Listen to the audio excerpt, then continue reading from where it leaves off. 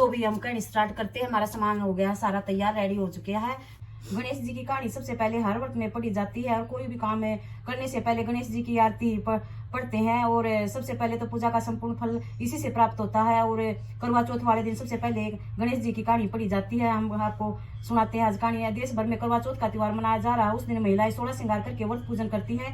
हिंदू धर्म में इस त्योहार का विशेष महत्व माना जाता है। कहते हैं कि कोई भी व्रत पूजा उसकी कथा के बिना अधूरी मानी जाती है, इसलिए हर व्रत में कथा जरूरी सुनी या पढ़ी जाती है। यहाँ आज हम आपको ऐसी कथा के बारे में बताएंगे जो व्रत में पढ़ी जाती है। आज करवा चौथ है तो ऐसे करवा चौथ व्रत कथा के समय गणेश पौराणिक कथा अनुसार काफी समय पहले की बात है। एक गांव में एक अंधी बुढ़िया रहती थी जिसका एक लड़का और बहू थी। उसके परिवार गरीब था। अंधी बुढ़िया रोजाना गणेश जी की विधि विधान पूजा करती थी। गणेश जी उसमें बुढ़िया के भक्ति से प्रसन्न हुए और एक दिन साक्षात उसके सम्मुख आकर कहते हैं कि मैं आपकी पूजा से प्रसन्न हूँ, जो वर मांगना है मांग लो। बुढ़िया ने कहा मुझे मांगना नहीं आता तो कैसे और मैं क्या मांगू। तो बुढ़िया बोली भाई मैंने नहीं मांगना आता तो मैं क्या मांगू, कैसे मांगू। तब गणेश जी बोले अपने बहू बेटों से पूछ कर आना। तो भी गणेश जी बोले अपने बहू बेटों से पूछ कर आना और जो आपने इच्छा है वो मांग लेना। तब बुढ़िया ने अपने पुत्र और बहू से पूछने गई तो बेटा बोला कि धन मांग लो और बहू ने कहा कि पोता मांग लो। तब बुढ़िया ने सोचा कि ये तो अपने अपने मतलब की बातें कर रहे हैं। तो भाई बेटा बोला धन मांग लो, बहू बोली पोता मांग लो। तो फिर बुढ़िया ने यही सोचा ये तो अपने अपने मतलब की बातें कर रहे हैं। फिर बुढ़िया ने पड़ोसियों से पूछा। पड़ोसी ने कहा बुढ़िया तेरी थोड़ी सी जिंदगी बची है कि तू क्या मांगे, धन और पोता तू केवल अपने नेत्र मांग ले जिससे तेरी बची हुई जिंदगी सुख से गुजर जाए।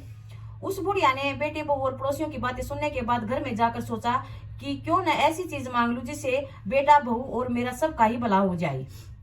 जब दूसरे दिन श्री गणेश जी आए तो बुढ़िया बोली गणराज यदि आप मुझे पर प्रसन्न काया है तो अमर सुहाग दे, आंखों में प्रकाश दे, नाती पोते दे और समस्त परिवार को सुख प्रदान करे, फिर अंत में मोक्ष दे। बहुत अच्छा वर मांगा उन्होंने।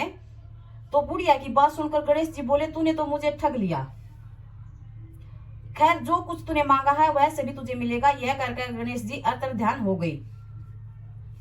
गणेश जी जैसे बुढ़िया माँ को मांगे अनुसार सब कुछ दिया वैसे हम सबको देना, देश और दुनिया की सबकी मनोकामना पूर्ण करना, उसे उस बुढ़िया की मुरादें पूरी हुई सबकी पूरी करना। तो ये हमारी गणेश जी की कहानी थी। तो हम अब करवा चौथ की पढ़ते हैं। करवा चौथ की कहानी क्योंकि गणेश जी की हमने पढ़ ली है। नहीं पहले माता करवा चौथ की पढ़ने के बाद माता करवा चौथ की कहानी कि करवा चौथ अपने पति के साथ दरबुद्रा नदी के पास रहती थी।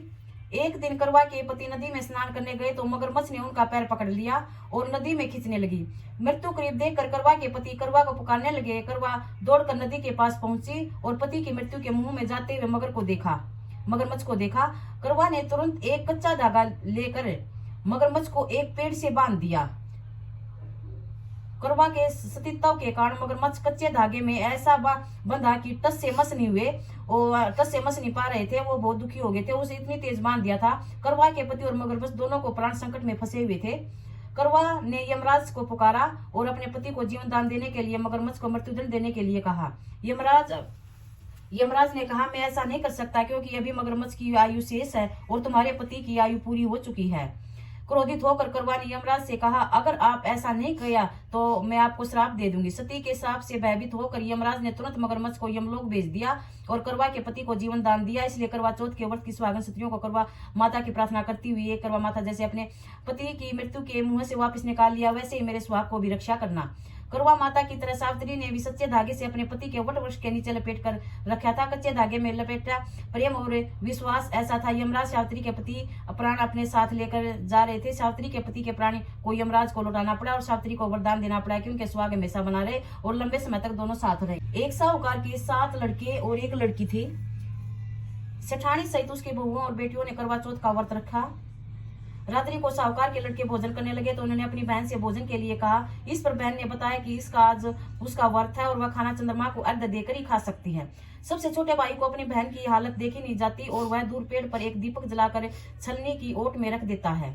जो यह प्रतीत होता है कि ऐसी चतुर्थी का चांद हो। बहन ने अपनी भाभी से कहा कि चंद्रमा निकल आया, व्रत खोल ले, लेकिन भाभीियों ने उनकी बात नहीं मानी और व्रत नहीं खोला। बहन ने अपने भाइयों की चतुराई समझ में नहीं आई और उसे देखकर करवा उसे अर्घ्य देकर खाने का निवाला खा लिया। जैसे ही वह पहला टुकड़ा मुंह में डालते ही उसे छींक आ गई और दूसरा टुकड़े डालते हुए अपने उसने बाल निकाल आता है और तीसरा टुकड़ा मुंह में डालती है तो उसके पति की मृत्यु का समाचार मिलता है। वह बेहद दुखी हो जाती है। उसके भाई सच्चाई बताते हैं कि उसके साथ ऐसा क्यों हुआ। वह व्रत गलत तरीके से टूटने के कारण देवताओं से नाराज हो गई। इस प्रकार वह निश्चय करती है कि वह अपने पति को अंतिम संस्कार नहीं करेगी और अपना अस्तित्व से उन्हें पुनर्जीवन दिलाकर रहेगी। सोकर होकर वह अपने पति के शव को लेकर 1 वर्ष तक बैठी रही। 1 साल तक अपने पति को वो लेकर बैठी रही। एक बार गणेश जी अपने दोनों हाथों में 2 कटोरी लिए पृथ्वी पर भ्रमण कर रहे थे।